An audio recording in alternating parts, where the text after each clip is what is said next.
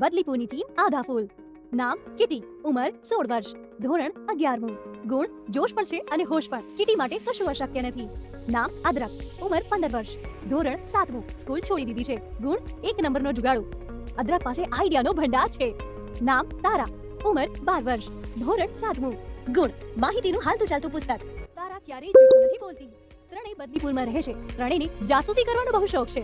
બદલીપુરમાં કંઈ પણ બને તો કેસને ઉકેલવા ત્રણેય બાળકો પહોંચી જાય છે. તેઓને મળીને એક ટીમ બનાવી છે જેનું નામ છે આધા ફૂલ.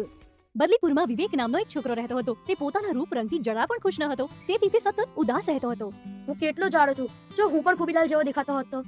ખુબીલાલ એક મહાવત હતો. તે એકદમ હીરો જેવો દેખાતો હતો. ઊંચું કદ, સુંદર વાળ અને ખડતલ શરીર. ખુબીલાલ બાળકોને હાથી પર બેસાડીને બદલીપુરમાં ફેરવતો અને પૈસા કમાતો. ખુબીલાલ રોજ સવારે હાથીને વિવેકના ખેતરમાં છોડી મૂકતો. હાથી આખો દિવસ ઘાસ ખાતો અને સાંજે ખુબીલાલ પાસે પાછો આવી જતો. એ હાથી, મારા હાથીને સારી રીતે ખવડાવજે. વિવેક સતત પોતાની સરખામણી ખુબીલાલ સાથે કરતો અને તેના કારણે ઉદાસ રહેતો. તેને ખુબીલાલ જેવા દેખાવું હતું. હું ખુબીલાલ જેવો દેખાતો હોત તો તે ક્યારે મને હાથી ન કહેત. તે સુંદર દેખાય છે એટલે જ બધા તેને પસંદ કરે છે અને તે પણ ખુશ રહે છે. એક દિવસ ખુબીલાલ રડતો રડતો આધા ફૂલની ટીમ પાસે આવે છે. શું થયું ખુબીલાલ? કેમ રડે છે? મારો હાથી ગુમ થઈ ગયો છે. શું? હાથી ગુમ થઈ ગયો? કેવી રીતે? હું રોજ હાથીના ખેતરમાં મારો હાથી છોડીને આવું છું. હાથીના ખેતરમાં? પેલો છે ને જાડિયો વિવેક. તારે આ રીતે કોઈને ચીડવવા ન જોઈએ. તે તો ફક્ત એક શબ્દ કહ્યો, પણ તારા આ એક શબ્દની તેના પર કેટલી ખરાબ અસર થાય તું જાણે છે? આ રીતે ચીડવવાથી તે પોતાને બીજા કરતા ઉતરતો માનવા લાગે છે. પોતાનો આત્મવિશ્વાસ ગુમાવી દે છે. જો હવે ભૂલથી પણ કોઈને ચીડવતો નહીં, સમજ્યો? હંમેશા સમજી વિચારીને બોલજે.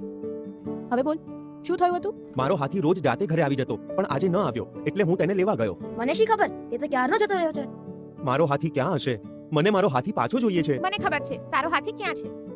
ક્યાં છે? વિવેક પાસે. શો પુરાવો છે? હું તારાની વાત સમજી ગઈ. પુરાવો વિવેકના ઘરેથી જ મળશે. ચારે વિવેકના ઘરે જાય છે. પેલો રહ્યો હાથી. તેનું નામ વિવેક છે, તેને હાથી ના કહીશ.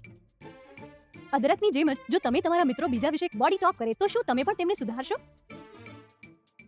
મને પાક્કી ખાતરી છે કે હાથી અહીંથી જ મળશે. ચાલો વિવેકની સાથે વાત કરીએ. તમે અહીંયા શા માટે આવ્યા છો? શું જોઈએ છે? વિવેક, તે ખુબીલાલનો હાથી જોયો છે? મને કશી ખબર નથી. તું ડરીશ નહીં. તને જે પણ ખબર હોય તે મને કહી દે. આ સાંભળીને વિવેક ઝડપથી ભાગવા લાગે છે. કિટી અને અદરક તેની પાછળ દોડીને તેને પકડે છે. ભાગે છે શા માટે? અમારી સાથે વાત કર. જો ખુબીલાલ કેવો દેખાવડો છે, પણ તે મને હાથી કહે છે ત્યારે મને કેટલું ખરાબ લાગે છે તેની તમને ખબર નથી.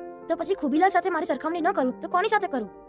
હું તો તેના જેવો ગોરો પણ નથી, અદરક જેવો કાળો છું. મેં ખુબીલાલ જેવો દેખાવા ખૂબ પ્રયત્ન કર્યા, પાવડર લગાવ્યો અને વાળ સેટ કરાવ્યા, છતાં મારો દેખાવ તેના જેવો ન થયો. ખુબીલાલે ઉપરથી દાજા પર ડામ દીધો, મને હાથી કહીને ચીડાવ્યો. આ સાંભળીને કિટી, તારા અને અદરક પણ ઉદાસ થઈ ગયા. કોઈને આ રીતે ચીડવવું એ ખોટું છે. ખુબીલાલે આવું ન કરવું જોઈએ. ખુબીલાલને કારણે હું દુઃખી થયો. તેના જેવો ન દેખાવ તો કંઈ નહીં, પણ તેને મારી જેમ દુઃખી તો કરી શકું છું ને. એ જ વિચારીને મેં તેનો હાથી છુપાવી દીધો. તો એમ વાત છે. વિવેક, તું ખુબીલાલ જેવો નથી દેખાતો, એમાં ઉદાસ થવા જેવું શું છે? મને ખબર છે હું કાળો છું. ક્યારેક હું મારી સરખામણી બીજા સાથે પણ કરું છું. આવું બધા જ કરતા હોય. આ બહુ સામાન્ય બાબત છે.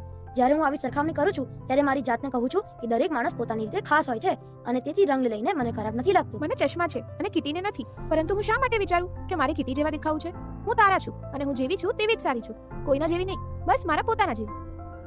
વિવેક, ખુદની સરખામણી ખુબીલાલ સાથે કરીને તું જ દુઃખી થયો ને? જો તને કોઈ ચીડવતું હોય તો તારે તારા કોઈ ખાસ વ્યક્તિને વાત કરવી જોઈએ. જો તમે આધા ફૂલની ટીમનો હિસ્સો હોત તો તમે વિવેકને કેવી રીતે સમજાવશો? હા, મને વાત સમજાઈ ગઈ.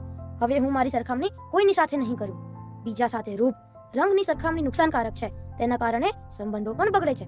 આપણે અને બીજા એમ બધા દુઃખી થાય છે. વિવેક, મને માફ કરી દે વિવેક. મેં તને હાથી કહીને ચીડવ્યો. હવે આવું ક્યારેય નહીં કરું. એ તો કહી દે, હાથી ક્યાં છે? વિવેક બધાને ખેતરમાં લઈ જાય છે. ત્યાં શેરડીના મોટા ઢગલા પાછળ હાથી ઊભો હોય છે. આ રહ્યો હાથી, બહુ સારી રીતે રાખ્યો છે. મારો વાલો હાથી. બીજા દિવસથી બદલીપુરના બાળકો પહેલાની જેમ જ હાથી પર ફરવા લાગ્યા. તારા, તને કેવી રીતે ખબર પડી કે વિવેકે હાથી ગાયબ કર્યો છે? જ્યારે ખુબીલાલે કહ્યું હતું કે હાથીના ખેતરમાં હાથીને ખવડાવવા લઈ જાય છે, ત્યારે મને સમજાઈ ગયું કે મામલો દેખાવનો છે. બધામાં કોઈને કોઈ ખાસ ગુણ હોય છે જે તેમને બીજાથી અલગ પાડે છે. રૂપ, રંગ અને કદ કાઠીની સરખામણી નુકસાનકારક છે. તેનાથી પોતાને ઉતરતા સમજવા લાગીએ છીએ અને આત્મવિશ્વાસ ઓછો થાય છે. માટે ન તો પોતાની સરખામણી કરવી કે ન તો કોઈને ચીડવવા જોઈએ.